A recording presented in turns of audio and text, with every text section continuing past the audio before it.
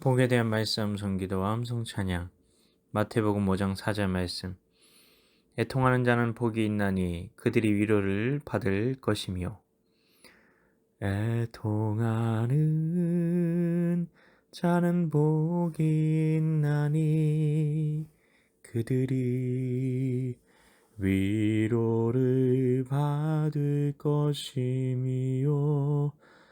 애통하는 자는 복이 있나니 그들이 위로를 받을 것이미요. 말씀 기도입니다. 하나님 아버지, 가난한 자가 복이 있다고 하시더니 애통하는 자가 또 복이 있다니요. 애통한다는 말은 비참하게 목 놓아 오는 것을 말하지 않나요? 그런 사람이 복이 있다니요. 늘 긍정적으로 웃으며 감사하며 사는 자가 복이 있다고 하셔야 하는 것 아닌가요? 이 말씀은 3절과 하나라고 보아야 합니다.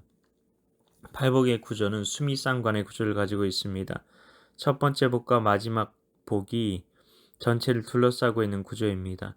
처음과 끝은 모두 천국이 그들의 것이며로 끝이 납니다. 여기서 하고자 하는 말이 그 주제가 들어있다는 겁니다. 천국을 소유로 받게 되는 사람이 어떤 사람인지에 대해 말씀하는 것이 팔복이라는 겁니다. 물론 신학적인 질문이 있으신 분들은 구원에 우리의 행위가 조건이 될 수 있나? 그러면 행위 구원이 아닌가? 이런 질문을 하실 수 있습니다. 이것은 칭의와 관련된 문제입니다.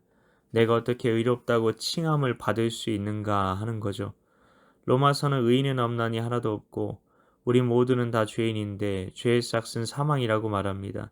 다 죽게 된 거죠. 어느 누구도 하나님께 자신의 행위로 의롭다함을 받을 육체가 없다고 말합니다.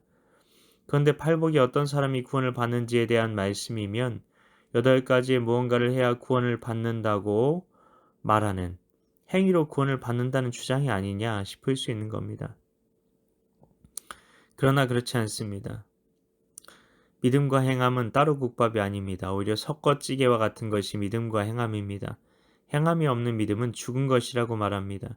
행함과 믿음은 한 생명체란 뜻이죠. 믿음은 우리가 가지고 있는 그냥 어떤 물건들처럼 생명 없는 내가 하나님께 받은 천국행 통행권처럼 대신 내가 값을 지불하지 않은 그런 것이라고 생각하는 것 같습니다.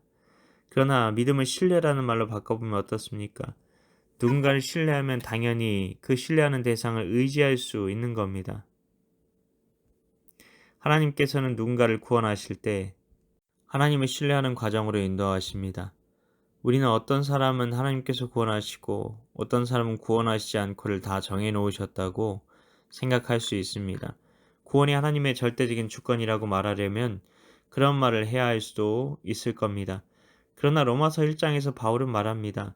하나님의 진노가 불의로 진리를 막는 사람들의 모든 경건하지 않음과 불의에 대하여 하늘로부터 나타나는데 이렇게 심판하실 수 있는 이유는 하나님을 알만한 것들이 이미 그들 속에 보이기 때문이라고 합니다. 그들에게 하나님께서 이미 보이신 겁니다. 성경은 심지어 모든 사람들이 이미 하나님을 안다라고까지 말합니다. 그런데 하나님께서 누구는 택하시고 누구는 택하시지 않았다는 것이 말이나 됩니까? 하나님께서는 모든 사람을 구원하시기 원하십니다. 모든 사람을 구원하시기 원하시는 하나님께서는 오직 믿음으로 구원을 받는다고 말씀하십니다. 이것을 로마서 1장 17절은 복음에는 하나님의 의가 나타나서라고 말하고 있습니다.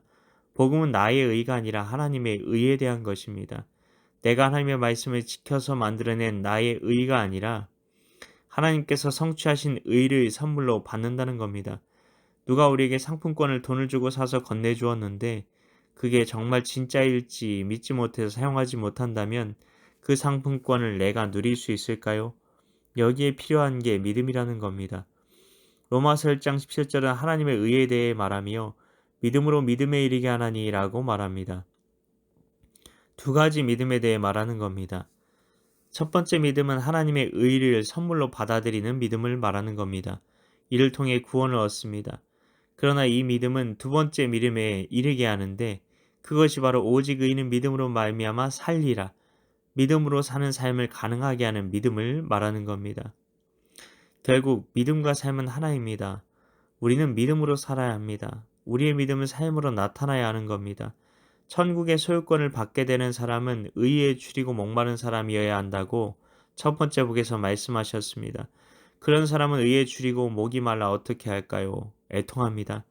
자신이 얼마나 죄인인지 보고 존재적인 죄인이어서 행하는 것이 다 죄뿐임을 보고 가슴을 치며 자신이 완전히 의로우신 그 도덕적으로 가장 아름답고 순결하고 찬란하신 예수님을 바라볼 때 자신이 얼마나 불의한지 가슴을 치며 애통해야 하는 겁니다. 이 세상에서 고통을 당하고 어려움을 당한 사람이 위로를 받는다는 그런 말씀이 아닌 겁니다. 출애굽기 23장 6절에는 너는 가난한 자의 송사라고 정의를 굽게 하지 말미어라고 되어 있습니다. 가난한 자라고 해서 그들이 불법을 저질렀으면 법에 따라 그들도 마땅히 심판해야 한다는 것입니다. 이 세상에서 어려움을 당하는 사람들이라도 죄의 문제가 해결되지 않으면 저 천국에서 위로를 받지 못한다는 겁니다. 어떻게 하나님이 그러실 수 있을까 싶습니다. 그런데 그런 말을 하는 분은 하나님에 대해 오해하는 겁니다. 천국은 누구에게나 열려있지 않은 것일까요? 아니면 열려있는데도 거룩한 것을 좋아하는 본성으로 다시 태어나지 않으면 스스로가 천국이 아니라 땅속 어둠을 선택해서 가게 될까요? 하나님의 찬란한 도덕적인 순결하심을 아는 사람은 그 답을 이미 알고 있습니다. 그래서 우리는 애통해야 하는 겁니다. 내가 너무 하나님과 비교하면 더럽기 때문에.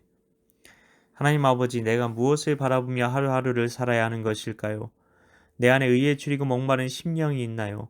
저 천국에 들어가야 하는데, 저 영원한 천국에서 살아야 하는데, 그 주님의 거룩하심이 내게 사모함이 되지 않고 부담이 되고 오히려 하나님을 피하고 싶고 하나님의 말씀이 거리낌이 되고 꼭 그렇게까지 하라고 하셔야 하나 너무 부담스럽다는 마음이 든다면 나는 과연 진정한 천국 백성의 삶을 살고 있는 것인지 돌아보게 하소서. 오히려 하나님의 거룩하심을 바라보며 자신의 불의함에 가슴을 치며 애통하는 삶을 사는 것이 천국 백성의 삶임을 알게 하소서. 이를 위해 오늘도 말씀 암송기도와 암송 찬양 가운데 나아가오니 주님의 거룩하심을 바라보며 진정으로 애통한 마음을 갖는 우리 되게 하소서. 믿고 감사드리오며 예수님 이름으로 기도하옵나이다. 아멘.